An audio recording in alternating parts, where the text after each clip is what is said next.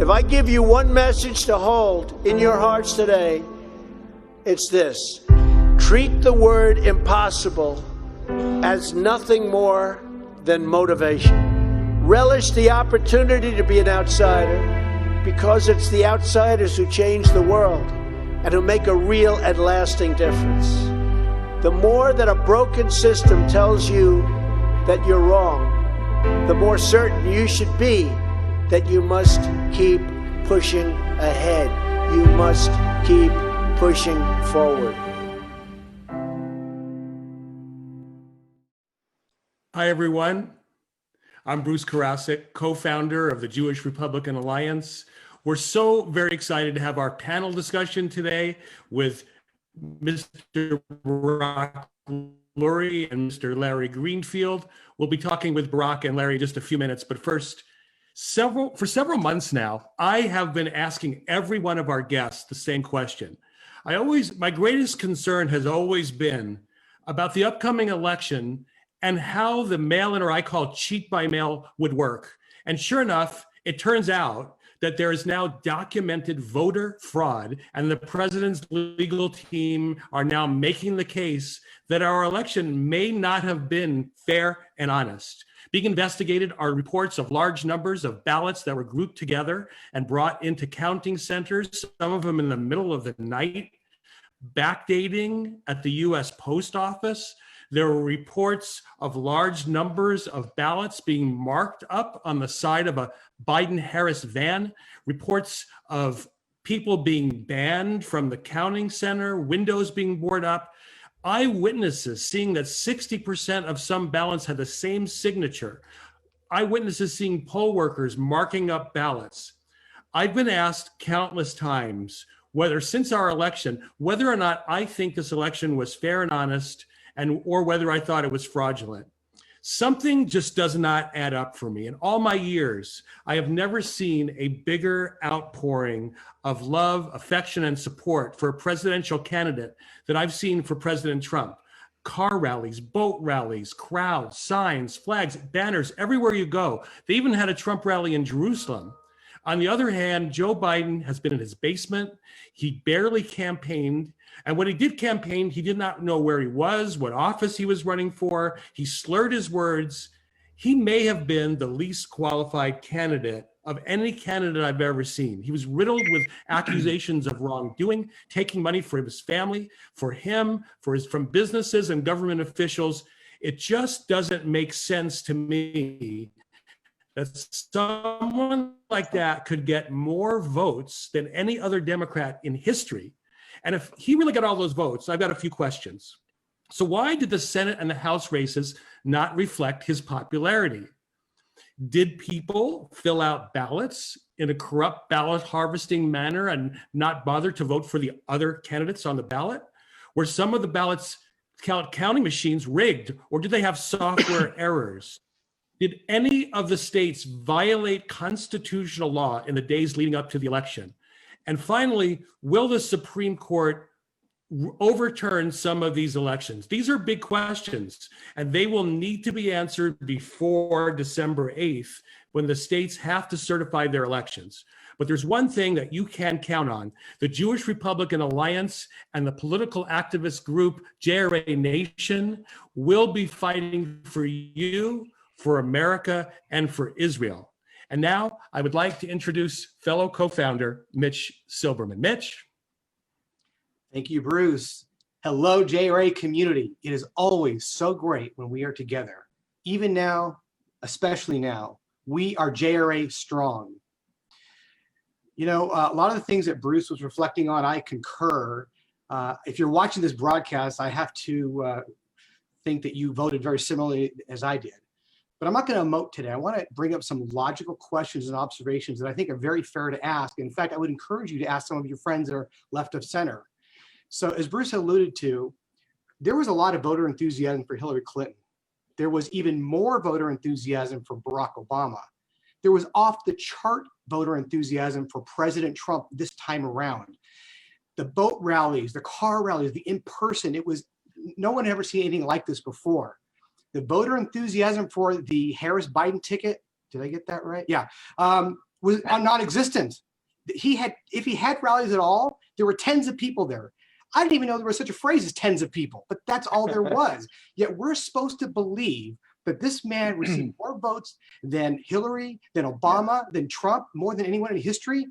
As Bruce said, it just doesn't add up, both literally and figuratively. And you may be aware that throughout President Trump's administration, he consistently rated in the 93, 94, 95 percentile among the registered Republicans. In other words, they thought favorably of him in the high to mid 90 range. So what you're saying is that instead of a blue wave, there was a blue trickle. We're probably going to keep the Senate. We increased our numbers in the House of Representatives. And on a state-by-state basis, the Republicans did so well. So all these people voted for all these Republicans, but not the president, the one whose approval rating is in the 93, 94, 95 percentile. Again, it just doesn't make any sense. And some other questions. Why did key swing states stop voting the night of the election? How come so many votes poured in between midnight and 6 a.m.? And how come they were all magically for Biden? My daughter texted me and said, hey, they just found 130,000 votes that just came in and they're all for Biden. That's like I flipped a coin 100 times. It was heads every time. You got to believe me. Okay. And what about all the ballots that had one vote on it? Just said Biden. They didn't take the time to vote for anyone down ticket. These things, again, don't make sense. And we need the truth. We need to know we had a free and fair election. And the one thing about President Trump, he has fought for us from day one. He's fighting for us now. And the beauty of that is he inspires others to fight hard as well. Not as many as there should be, but he does inspire. And I'm going to leave you with a great quote from all people, Winston Churchill. Truth is incontrovertible. Panic may resent it. Ignorance may deride it. Malice may distort it, but there it is. We want and demand the truth. And now it's my pleasure to introduce two dear friends. I love these guys, not only for who they are, but what they do. Larry Greenfield is a longtime leader in our Jewish Republican cause and a great friend of the JRA. He's a respected conservative columnist with a Jewish journal and is currently a fellow at the Claremont Institute for the Study of Statesmanship and Political Philosophy. A dynamic speaker, Larry has appeared widely throughout the country in Jewish community debates and has helped to grow the Jewish conservative political community over many years. Barak Lurie is the managing partner of Lurie Seltzer in Los Angeles. Barak obtained his BA with honors at Stanford University and his JD and MBA at the UCLA School of Law and Anderson School of Business. He's the host of a great show every Sunday called the Barak Lurie Show, 870 KRLA. You got to listen to it. He also authored Atheism Kills, an instant bestseller about the dangers of godlessness. And his recent book, The Rise of the Sex Machines, also became an instant bestseller, forewarning about how culture and technology are threatening to radically undermine relationships. Gentlemen, welcome. Thank you. Thank you so much for having us. It's so great to have you all here. As Larry called it, the fearsome foursome, or as I call it, the band of brothers here are united to try to deal with all this. Yeah. I've been jumping up and down almost every show we did about what I call the cheat by mail ballots. You've got a very imperfect voter roll with dead people, with people who haven't lived in states for years. It just opens it up for so much fraud. I guess we'll go in alphabetical order. You can both answer this question, so it's a big one. Barak, how did we get here and where are we going with all this?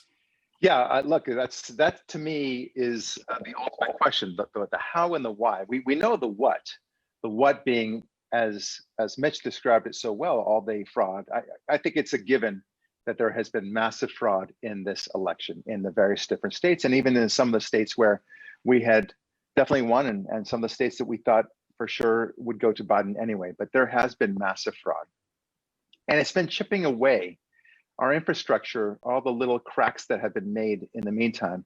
And we've reached this glorious year called 2020, whereby now they can really do it. They can get in there and finally, when push comes to shove, change the votes so that they can still get their man in. The question is, why? How is it that we can do this, that people can finally do this? This could not have happened even 20 years ago. In the 2000 election with Gore and Bush, it was not a question of fraud, it was a question of counting. And that's all it was. And 100 votes here and there could have made the difference of who was going to be president. But nobody claimed that there were fraudulent votes thrown into the mix. Here, it's massive.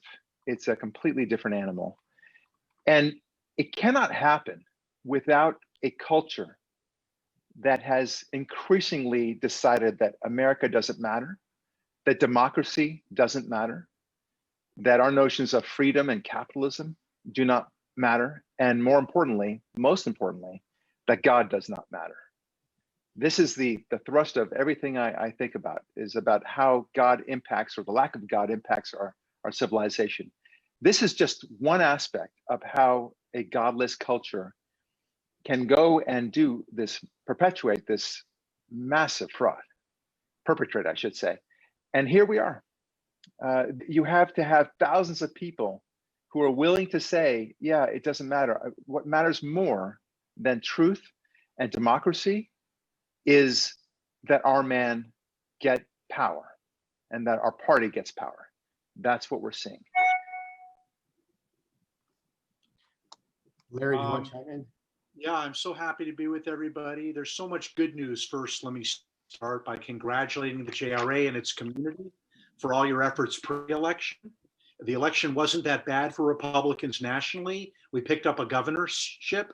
We held on to the Senate. We hope, we'll probably talk about that. We picked up some seats in the House, and there were 70 million plus voters for the GOP. 23 Republican incumbents, I believe, were up for re-election in the Senate. So now the Democrats will have to defend seats in 22 and 24 in larger numbers. So the JRA and its commitments and its community should go from strength to strength, and we will be more important than ever. And I'm very excited about the movement, Bruce and Mitch, that you've helped craft and lead.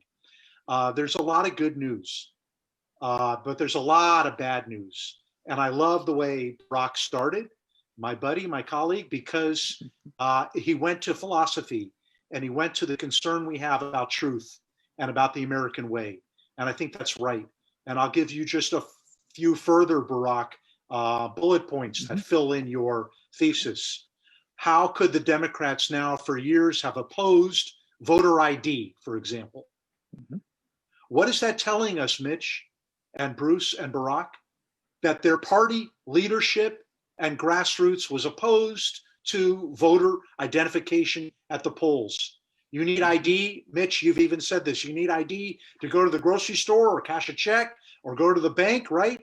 Or go to the airport or get inside an airport. How can they be against? I gave a talk, Left and the Law, and I explicated how much the left has worked against our constitutional first principles, even the value of a US Constitution. Let's look for overseas court decisions as precedent for the US Supreme Court.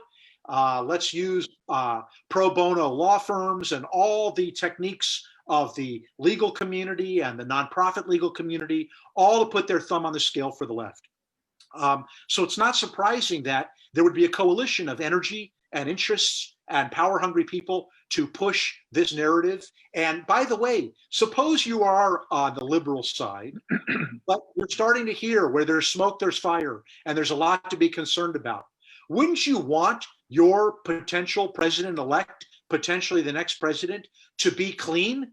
Wouldn't you be the first ones to want to say, we want this to be absolutely clear to everybody that the president is legitimate? And so even if you're on the Biden side, you'd want truth. You'd want some legitimacy to the election. So there are going to be recounts. There are going to be court battles. I don't know if there's enough evidence that the Supreme Court would step in. I don't know that the state legislatures will decide not to send the electors to the Electoral College such that there's no one who gets 270. Then it goes to the House. I don't know if the House will then vote state by state, each delegation. There's 27 or 28 states that are now GOP states in the US House. So we would win that as we did in 1800 and 1824. See the House pick somebody who didn't, quote, have the popular vote. But I don't know what Nancy Pelosi would do if she would even certify that House vote. And then the Supreme Court could put her in jail. So we have a long way to go. But the basic premise that Barak started with, that there's a piece of the electorate that doesn't care about really finding out the truth and has its thumb on the scale. That's what's so disconcerting. Yeah. Larry, could you say that part again about Nancy Pelosi in jail? I like that want to too. hear that. Yeah, that was really nice. Let me just chime in with a comment that lock her up. Larry brought up a very good point, and it's something that I've noticed that even if you're on the pro-Biden side, it was really an excellent point, Larry. You would want the whole nation to understand that, look, he was duly elected. That's the whole concept. He wasn't elected by virtue of the shenanigans, and that somehow the Supreme Court or whoever didn't get involved just said, well, we'll step aside. But you still need to have that feeling. And that is going to be a big problem for the Democrats. And every Democrat, every Biden supporter should be saying something to the effect of, listen, I think my man won. I think it's going to be proven eventually with these recounts, but by all means, go forward with it. Check it out.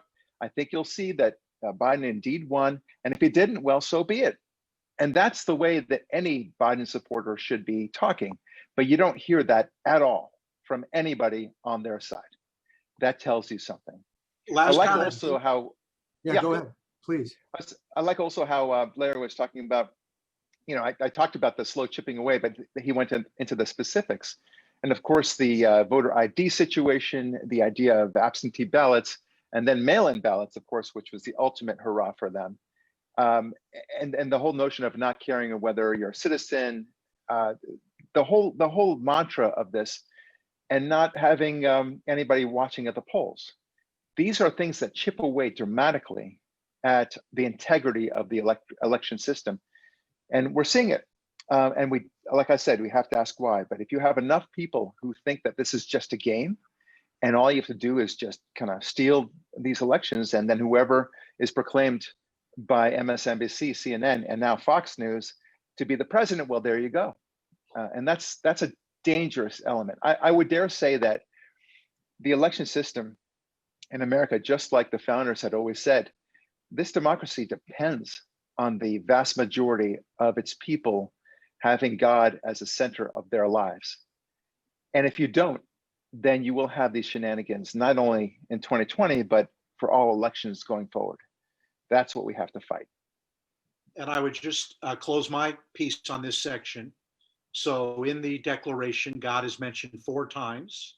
Mm-hmm. And so it is founded on godly principles and a sense of right and wrong and ultimate truths and justice. I agree with that. But we should not be surprised. Mitch and Bruce and Barak, the Democrats showed their cards long ago. Yeah. They started saying we don't like the Electoral College, even though it's in the Constitution. Mm-hmm. Van Jones wrote a piece where he said, maybe we have to get rid of the 12th Amendment. Why would the House ever have the right under the Constitution to pick the president? He said that would be anti-majoritarian, against majority rule. Right. But we are a republic, not a pure democracy. We protect the little states from the big states. If everything were just majority rule, why would any minorities have any rights, including the little states? So the Democrats, the left, let's call it, for a long time has been chipping away and unhappy with our protections in our Constitution, our constitutional system. And I really like what Barak is saying, which is founded on ethics, Judeo-Christian civilization, and a belief in God. I agree. Yeah. You both made such incredible points. Why isn't there voter ID? Wouldn't Biden supporters want to know their guy really won? And the answer, of course, is no. It's almost the communist mindset or the Marxist mindset of the ends justify the means. So I want to kind of pivot to maybe a more hopeful conversation, because we're all upset, we're all grieving, we're all concerned. We're not only dealing with the unknown, but the unknowable. Something I've learned about or observed about President Trump is he always seems to be 10 steps ahead of everyone. And so my question to both of you is, it's a serious question, but a fun question. Does he have something up his sleeve? Was he prepared for this? Or did this really blindside him? I think, I guess I'll start. I think that he was prepared for this. There's no way, when I think about the Trump that I know and that we all know, he is always way ahead of the game. And he kind of traps people in their own corners and creates corners for them. For example, like Rachel Maddow, what he did with the tax returns there, that was brilliant. And that was just for fun. this is a serious stuff. And they knew about the mail-in ballots. They knew, and Trump had been saying how bad it would be for the nation from an election counting point of view. So I find it hard to believe that somehow they kind of sat around in their election war room and say, well, it looks like the mail-in ballots are going to be a real issue, and let's just hope for the best. And no, of course not. He right away got a lot of lawyers. He lawyered up. He tried to get everything in play right there. So I think that they are well suited to deal with this. I think that they fully expected this very real possibility that there would be shenanigans, and sure enough, there have been. It's another reason why Trump was so eager to get Amy Coney Barrett into the Supreme Court, for this very possibility that she might be needed to participate in the ultimate decision making for who might be president. So this is powerful stuff.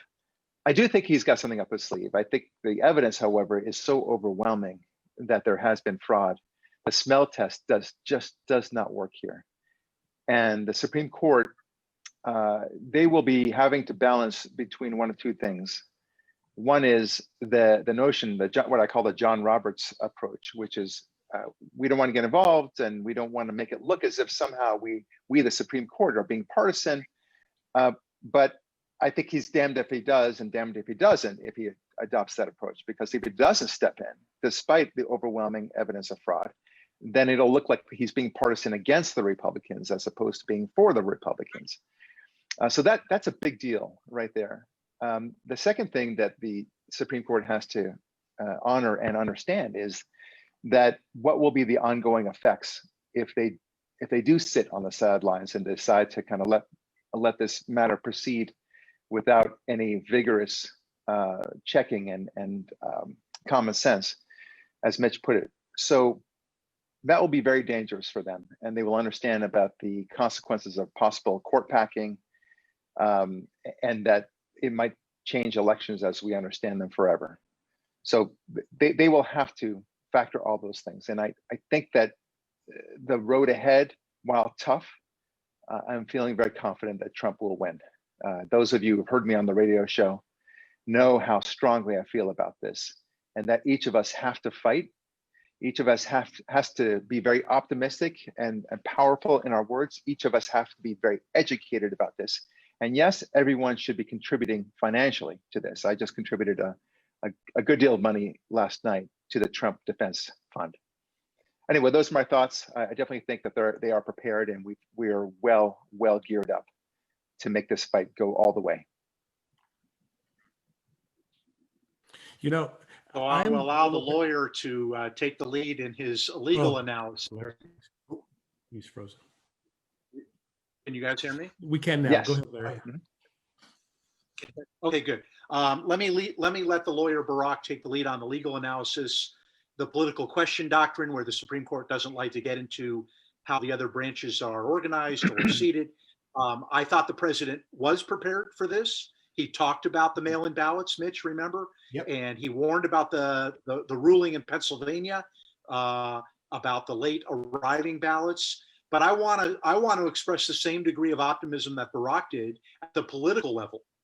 I think the entire Trump phenomenon, the outsider businessman even running for president, and then winning in 2016, and then governing as an outsider against the swamp, and taking on elements of both parties, and creating a movement, I think that goes on, win or lose. I think we are at a civil war moment. I think that there's 70 million plus Americans who are not happy with the elites and big tech censorship and the never Trumpers who, by the way, I thought they were only against Trump, but now we find out they're even against the Republicans running for their Senate seats in Georgia. And so there are a lot of interests at play here. And what I would argue is that the interests of blue collar workers and middle class Americans and regular folk and constitutionalists and taxpayers and small business people and patriots and Tea Party people and reduce my taxes and stop stepping on me versus the elites, the big tech lords of our time, the pro-China lobby, and lots of other elites which we can get into We've got our lines clearly drawn. And I think what Trump did, especially, guys, remember the last couple of weeks of the campaign, the rallies, the tens of thousands of people showing up in cold weather? That's a movement that's going to last whatever the Supreme Court rules and whoever is seated on January 20th. So I am fired up for the next 4 years and for the continuing building of our movement. And I give the president great credit for his strength and his commitment to the people of America. Yeah. I'm going to weigh in on this a little bit. I am optimistic that President Trump is prepared for this. If anybody can do this, he can. He's got the top legal minds on his team right now. But the stakes, in my mind, have never been higher for this country. If you think about an election system that's corrupt and rigged, if you feel like conservatives are now being censored, now AOC is saying she wants to have a list of conservatives. We've already been attacked physically in many ways on the streets. We've seen that. In one stroke of the pen, Biden is saying he's going to make 20 million illegal aliens citizens right away. The Supreme Court is saying, well, maybe we don't want to get involved, but if they don't get involved, that third co-equal branch of government may just go away. If he has this commission that comes on that tells him to stack the Supreme Court, I think the very essence of our country and what we stand for is up for grabs. And that's, as I say, the stakes have never been higher. Does anybody want to comment on that? Yeah, So maybe, I think, go ahead, Larry. Okay, so I'll jump in first this time. So I want to expand the conversation based on your comment, Bruce. I used to think, and I still want to think, and I wrote an article just now, Country First. I'm trying to unify the center, classical liberals, and Jewish Republicans on the center right, and have it hold. And there are extremists on the extreme right and the extreme left. Unfortunately, I think the left is getting really, really powerful. And I think we have our battle lines cut out for us. I'm going to give you two examples. I believe the left has shifted gears, go all the way back to Marx and class warfare and the rise of proletariat and the international socialist. And they called for global unity, right? The working man of the world unite. And it didn't work. Why did the left's class-based revolution fail? For two reasons. One, people actually liked their country. So nationalism defeated international socialism. People didn't want to be a citizen of the world. They liked their country. And number two, people saw that they could move up in economic terms over a generation or two, and that capitalism, free markets actually favored their ability to get out of the bottom class. So class warfare failed. So what did the left do? It adopted race as their stratagem, critical race theory. Your color can't change. Your economics can change over the generations, Barak, you with me? But your race can't. And so it's a race war. The left is fighting a race war. And that's what the 1619 Project is about. And that's what critical race theory is about. America is sinful because of slavery, even though the North had already gotten rid of slavery by the time of the Revolutionary War of Independence. And Lincoln, of course, the final founding father, completed our liberation. The second battle of the left, and I'll be brief, is the second battle of the left is to push conservatives into a corner as all right-wing freaks and anti-Semites. Liberals and leftists want us all to be smeared as irredeemable and far-right freaks, especially in the Jewish civil wars. And so what they do is they provoke. They don't show legitimacy. And then when you question what's going on with this election, they call you a conspiracy theorist. And now all of a sudden we're the bad guys. We're the right-wing freaks, which is how they demonize us in their mind anyways. So it's no longer a fair competition between liberals and conservatives in Jewish life or in American life. What they want is the far right reaction. Bruce, what I'm trying to say is the left has a strategy to provoke us as either all racists or conspiratorialists, and then they can justify their hatred of conservatives and demonize us as all right-wing freaks. Yeah, such a good point, Larry. I got to tell you that, and to echo all of that, I think this election gave gave new meaning to the phrase, the silent majority.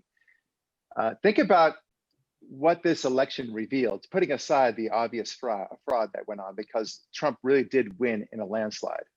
I think even on the popular vote for that matter. But electoral college-wise, he won in a landslide. I'm very confident about that. Putting that aside, with what happened in the Senate, what happened especially in the Congress, what happened in the state governorship races and all the legislatures within the states, there was a resounding call for conservatism and a rejection of the various platforms that the liberals would like us to believe. So for example, this election was not about the COVID response. It was not about racial justice. The voters rejected all of that. It was about love of America, getting back on course to what we need to be, and it was about the economy. All those things were there.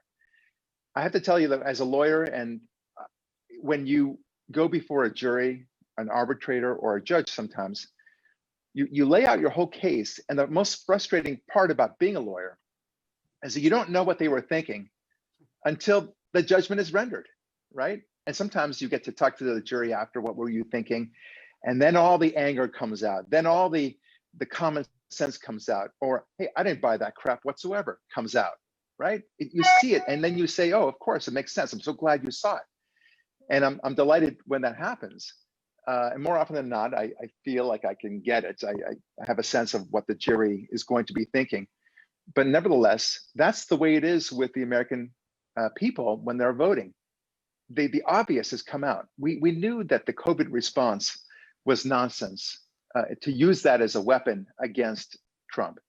We knew that the whole notion that because there are racial riots everywhere, Black Lives Matter and so on, we knew that Trump was not responsible for that. Nobody thought that that was something that they would vote against him for. The truth is that everything that we loved about Trump, it turns out the rest of the country loved too.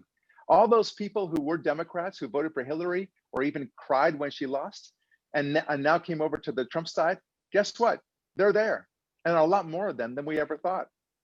So I'm excited about this. I think I don't know who said it about the Civil War between Mitch and Bruce. I think it's 100% right, but I think we've got the stronger side, and we just really need to make our voices really damn clear, because a silent majority, hey, it's great that we're the majority, but it's not okay that we're the silent majority. I tell my kids. One thing, Barak, that you said, and I think it's really important. I think you made some really great points. When you argue before a jury, both sides get to air their sides, and the jury gets to hear everything. Yeah. My concern is both sides are not hearing everything because one side is being censored and threatened. Yeah, well, that's a great point. And even with all that, the world, I should say America, rejected the Democrat platform. They did, and resoundingly so. It was an incredible thing, despite all the Twitter censorship, despite Facebook and otherwise. They can believe all they want, but the truth does always come out, and they seek it out. And that's the reason why OAN and Newsmax and Gab and Parler are doing so well now, is because they're fed up with it. They want to see the truth. And the good news is they can see the truth. I'll put it to you, Bruce, that I think it's even more so than it was back in the 70s. Back in the 70s, you only got your news from ABC, CBS, and NBC. And it was only for half an hour between 5 and 5:30 or 5:30 and 6, I forget. And that, when you cut away for commercials, you're really only talking about 21, 22 minutes. And then you have to take away the human interest story that they always throw in. So you're really looking at about 17 minutes or so of actual news. And they're always the same. They were always exactly the same between ABC, CBS, and NBC. And you and I were yelling at the TV about how they weren't giving Israel a fair shake, how they weren't giving conservatives a fair shake, or Ronald Reagan, for example. So now we actually have news outlets. People are seeking them out. And I dare say that they get angry when they find out that there was information that CNN and MSNBC were not telling them. People get really upset about that. And that's why you have people like Candace Owens, who found out that she had been lied to so dramatically. That's why she's so passionate in her conversion toward the conservative cause, and as we see among so many others. I think the country called out BS to the Democrat Party in this election. Now we just need to clean it up with this fraud investigation, because it really was a fraud. I think it's plain as day. And we are just waiting for the jury, so to speak, to reveal, in this case, the real jury, an actual litigation, whether that's the Supreme Court or the state Supreme Courts or state legislatures, to make a decision as to how they want to handle the number of ballots cast for Biden versus Trump in their respective battleground states. Quick comment from me. Not only did the media, and is the media, failing to properly report or honestly report post-election on everything going on, but they failed to do so before the election. They rarely ask Joe Biden tough questions or multiple questions. They rarely reveal that his entire family has gotten filthy rich from him selling the country while he's been in office. I'm talking about his brothers and his son.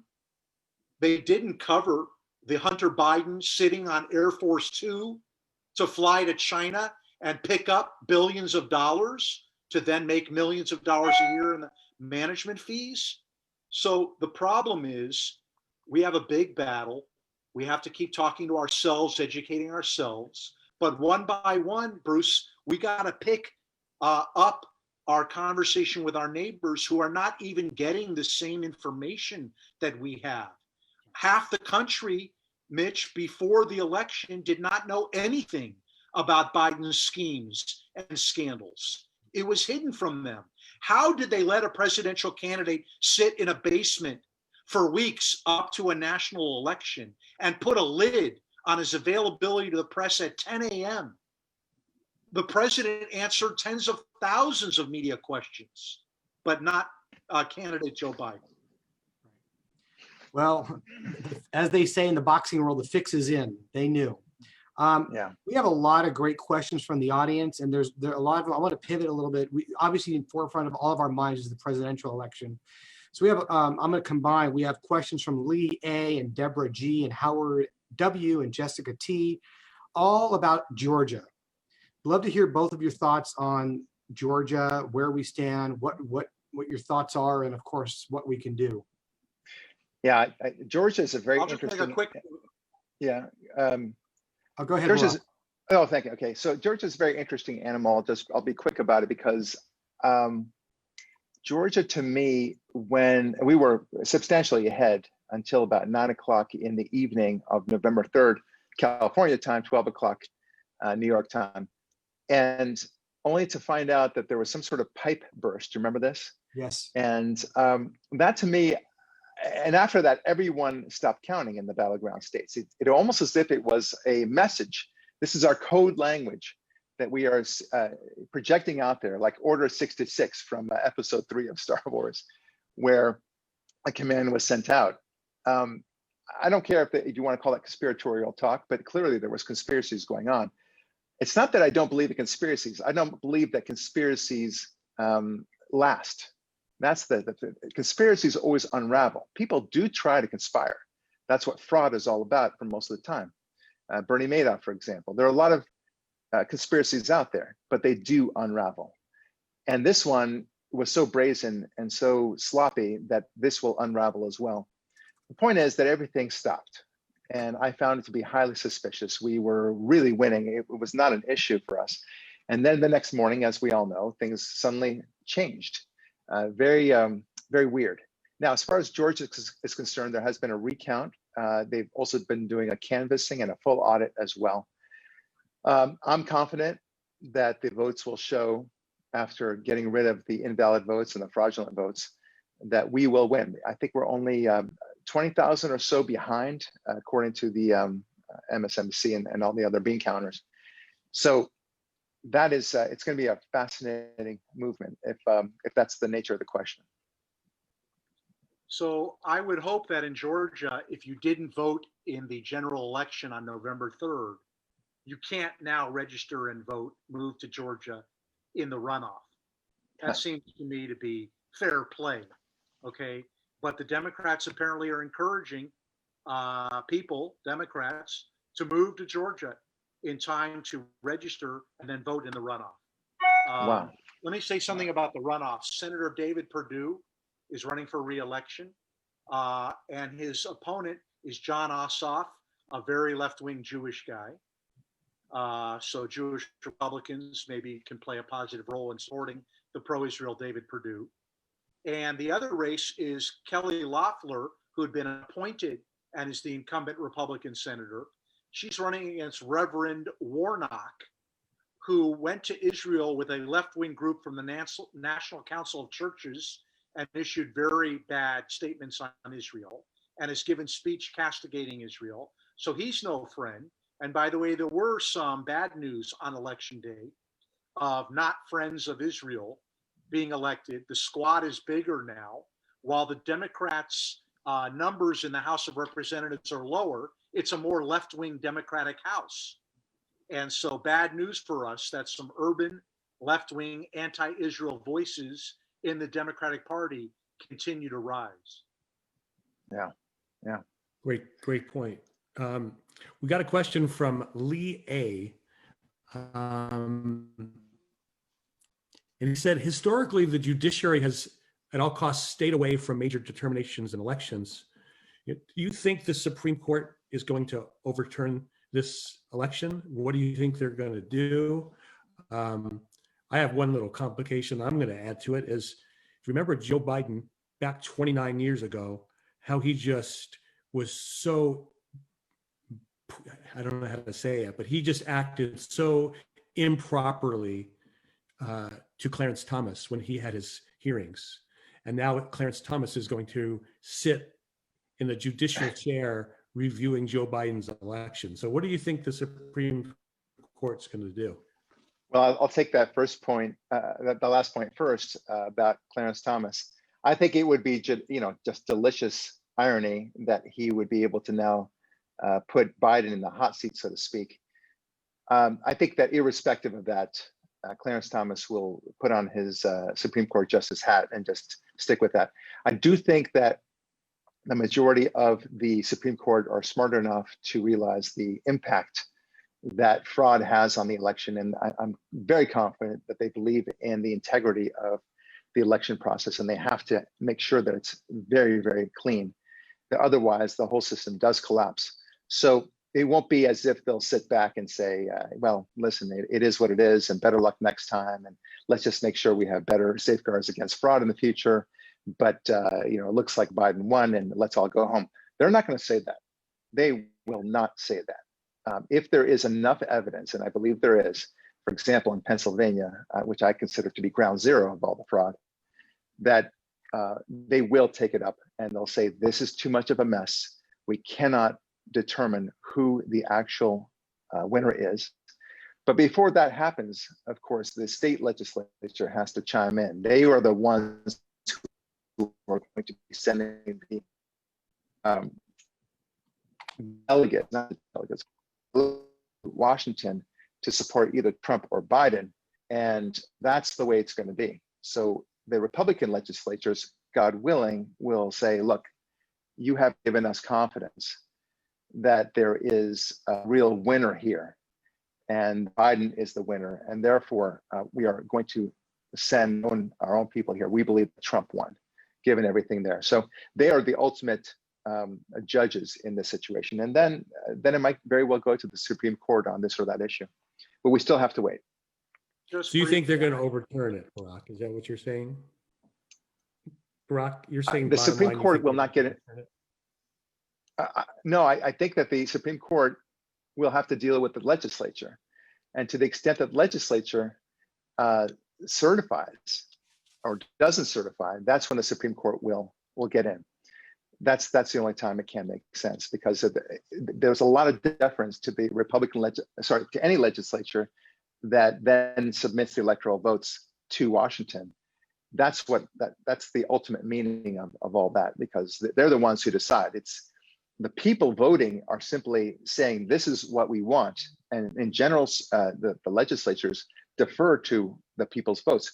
But if the legislature in Pennsylvania, for example, decides, and it's a Republican legislature, as I understand it, decide that this is not the will of the people, that Biden is not the will of the people, they will not send Democrat electoral votes to Washington. They'll send Republican ones. And then you might very well have a Supreme Court decision. I agree with that. It's the states run the elections, even in federal races. I liked Lee's question about the Supreme Court. There's a great documentary out about Clarence Thomas and his life. Michael Pack made it. He's made a series of amazing documentaries about Washington and Jefferson and others. Michael Pack, P-A-C-K, a great documentary about Clarence Thomas. You can look it up online. Biden was terrible. Biden and Kennedy were the ones who borked back in the 80s. And there was a famous headline, "Gentlemen, have you no shame?" It was Joe Biden who was the bloviating senator all those years on the Senate Judiciary Committee who gave conservative nominees such a hard time. By the way, talk about a shift in culture. Antonin Scalia received no negative Democratic votes of confirmation to become Associate Justice. His protege, his special clerk, who became a leading liberal conservative scholar and amazing appellate court judge, Amy Coney Barrett, got no positive Democratic votes. We went from unanimous Democrats for Scalia to 0 Democrats for Amy Coney Barrett. That's just groupthink at that point. That's just a gang up against any nominee. By the way, I have some credibility on this. Barak, you may not be aware. I actually said that Merrick Garland deserved a hearing. Now, maybe he wouldn't have been confirmed by a Republican-led Senate, but when Obama picked Merrick Garland as his nominee, when Scalia passed away, I believe, and he wasn't given a hearing, I disagreed. I thought he was entitled to a hearing, and certainly Obama was entitled to appoint somebody. And that's why I thought Trump was entitled to appoint somebody, and that somebody happens to be extremely special. And I'm absolutely thrilled that Amy Coney Barrett was so amazing, so gifted, no notes, remember, and Right. so dignified, and so pro-religious liberty, and so friendly and thoughtful. And she's adopted 2 Black kids, and her 7th child has Down syndrome. And even liberal students thought she was an amazing professor. I'm super happy with Trump's judicial nominees. And win or lose, his first term, Mitch, will go down in history on that alone as an amazing term. Yeah, that's true. We have a really good question back to the presidential from Corey S. You know, the enormity of this operation has been rather overwhelming. So when it comes to fraud, we are all in agreement. There was fraud, but you can't just claim there's fraud. You can't just prove there's fraud. You have to prove the enormity that would actually make a difference, you know, in each state. So can you talk to not just the burden of proof, but enough that people would say, you know what, wow, that did change the outcome. Well, okay, the first thing is first. I always try to lead with the most important evidentiary item so that you don't start off with small, go to big, go to the big, and then if you have to, go to the smaller. The big one here is the Dominion software. Okay, there are many things wrong with it. One of them is that how easily manipulated it was, and how it looks like votes were changed from Trump to Biden on a massive scale. To say nothing of the fact that a lot of these votes were counted offshore in Spain, of all places. It was weird. So God knows what they were doing in Spain and how they decided to count these votes. In addition, they failed to capture copies of ballots. Now, look, if you're going to say that there were a certain number of votes for Biden and you don't have the backup for it, then you've got a problem. That is evidence. That's really against Biden. That will be a clear indicia of fraud. You have to have the actual ballot in order to justify a claim that there was a vote for Biden. But we see too many examples of people actually destroying these ballots. In one case, there was a video of one guy actually ripping up Trump ballots in front of a video. I mean, it's extraordinary that they found this. So I'm not surprised, because you're talking about thousands of true believers who think that this is a great thing that they're doing by sabotaging this election. So anyway, those are the way that is the issue, and the question is about how do we prove it? You have to say more than fraud, and that's absolutely right. However, as any lawyer knows, you do not have to have a video of Johnny killing Bob to show that he's the murderer. You can rely entirely on circumstantial evidence, and here the circumstantial evidence is very strong. Excellent. So right now, are you both saying that December 8th, the states are going to certify the election for Joe Biden and then the Supreme Court is going to act, or are they going to act before December 8th? I don't think that some of the states, as to all the states, I don't know, but I think some of the battleground states that are in issue are not going to certify the election. They don't have to. They will say, look, there is no clear winner here. There are too many issues. We are not confident that our people have voted for Biden, and therefore we are not going to certify this fraud. They don't have to. So they have to feel very comfortable with it. Now, it may be that a court will get involved in that way, but they generally speaking have to go through the court system within for example, Pennsylvania, before they can go straight to the Supreme Court. Has to be right for the Supreme Court to make a decision. So we'll see. But I don't take it on face value, or as a given rather, that they are going to certify the election and the tallies for Biden, as it's not a runaway train. Let's put it that way. Just to clarify the step after that, if there are not 270 electoral votes in the Electoral College, then we don't have a winner. That's right. In which case, the 12th Amendment says the House of Representatives votes for president, and they can ignore everything that happened on election day. It's a fresh election in the House of Representatives.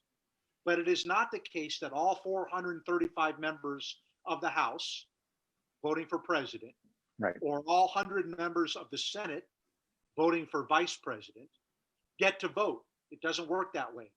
In the House, each state's delegation gets one vote. Wyoming gets one vote. California gets one vote. Each state gets one vote, and there are 50 votes. So in California, sadly, 46 or so of the 53 U.S. congressmen and women from California are Democrats. I don't know what the latest number is, based on, again, our California experience of ballot harvesting and late counting votes. But I understand Michelle Steele won in Orange County, which is great. And hopefully Mike Garcia won out in the Lancaster area. Right. There are 27, I think, plus one tie, Iowa 3-3. 27 states are GOP led, en banc. Those states have a majority of Republicans over Democrats. And so we could win in the House. The problem is, what will Nancy Pelosi, Speaker of the House, do? And what will the Supreme Court do to Nancy Pelosi? Right. So there's a very interesting question from Leora L. And it ties into something I heard on Rush Limbaugh's show earlier this week, that Trump's legal team has been leaking damaging material to the New York Times, or as Mark Levin calls them, the New York Slimes. And this question also is about some of his lawyers resigning due to death threats. So if the very people that he has hired to help him win are leaking to the New York Times and maybe even getting death threats, do you guys know anything about this? Yes, I do. That is not a surprise, sadly. I mean, the Democrats will pull out every tool that they can, legal or illegal, to weaponize it. And here we are with the last of the weaponizing efforts, right? So And I'm just going to go through a list, and then I want to get to what you just said. The list of weaponizing was, of course, the media. You've got the social media with Twitter and Facebook, and they suppress things. They've weaponized education, as we know. They've even weaponized history. I think, Bruce, you mentioned the 1619 Project. That's a weaponizing. Then you have the COVID response and how they weaponized that. The riots, the George Floyd riots, how they weaponized that. And then finally, the big kahuna with the mail-in ballots.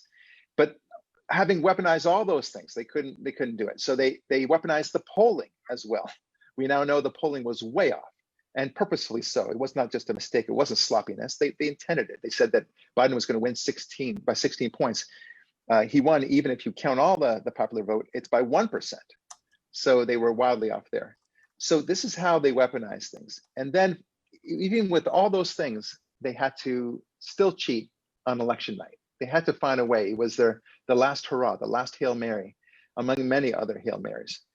So now you would think that if it was so clear, and this is getting to your point, Mitch, if it were so clear, then they would say, let these crazy Republicans go forward with their crazy lawsuits, let them play their game, but we'll win. And then it'll be even more legitimate for Joe Biden. Nope, they're afraid. And that's the reason why they feel they need to pursue death threats against the Trump legal team, and to otherwise encourage them to leak information. It's bad news, but we will win. Well, we have one question, and I'm going to answer it. It's from Christine M. And she says, conservatives are usually seen as nice, and if they won't act aggressively, do you think that conservatives will have the ability to fight in unison with what is to come? And Christine, from everything I've seen out there, I've seen conservative activism bigger than I've ever seen it before. People marching on the street with flags, with rallies, with boats. If this election is believed to be fraudulent, I think you will see a rising up like never seen before amongst conservatives. You guys can chime in on this, but that's just my opinion. I would like to comment on this. Please. I have found that conservatives are nicer. That's true. Now, we don't riot. We don't threaten. We don't go to violence. The shooter of Scalise, right? Yeah. Was a Democrat, disgruntled. The protests turned into riots. There's a lot of mean-spiritedness on the left. Enemies lists. Jake Tapper is an important journalist in America that I used to think was kind of fair-minded and responsible. No, the media believes that it determines the winner of the election. That's right. That the media right. called it, that's it. And I'm not happy with the mainstream media and the way they call us all kooks and freaks for wanting to raise questions and having concerns. And enemies lists. I used to know Jennifer Rubin in Washington, D.C. She was a Jewish Republican. She went to work for the Washington Post, and now she wants us all to be on enemies lists. And others have said the same thing, AOC, etc. This is not our parents' and grandparents' Democratic Party. They're very rough stuff. I'll take it one step further, guys. This is no longer a battle between Democrats and conservatives, or even between liberalism and conservatism. It's not even a battle between capitalism and socialism.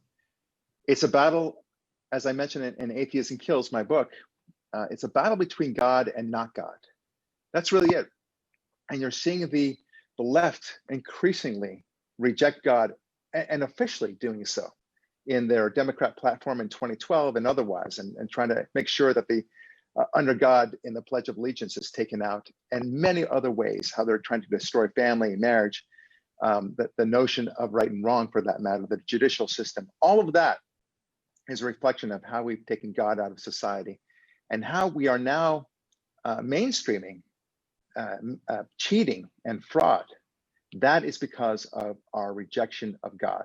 And it's exactly what I say in Atheism Kills, and what I'm saying in my upcoming book, Atheism Destroys. It's a very concerning thing. That is the main cause of why we are seeing what we are seeing today.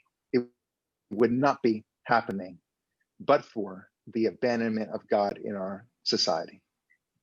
You're so right, Barak. As Abraham Lincoln said, he was less concerned that God was on our side, but that we were on God's side. Yes. So having said that, we're going to close it up. I want to thank both of you for joining in this really fantastic panel discussion. You're both good friends, smart people, and I'm sure you've helped a lot of people during this difficult time. Thank you both for being here. Thank you. Thank you both. One thing, ladies and gentlemen, you can count on for sure is JRA and our new political activism group, JRA Nation, will be fighting for you, for America, and for Israel. We're going to continue to fight. The stakes have never been higher. We need your help. We need your support. And so anything you can do to join our organization, send us donations, tell a friend. Now's the time for you to make a difference and get involved. So until we meet again, Shabbat Shalom, and we'll see you soon. Shabbat Shalom. Shabbat Shalom. Bye, everybody.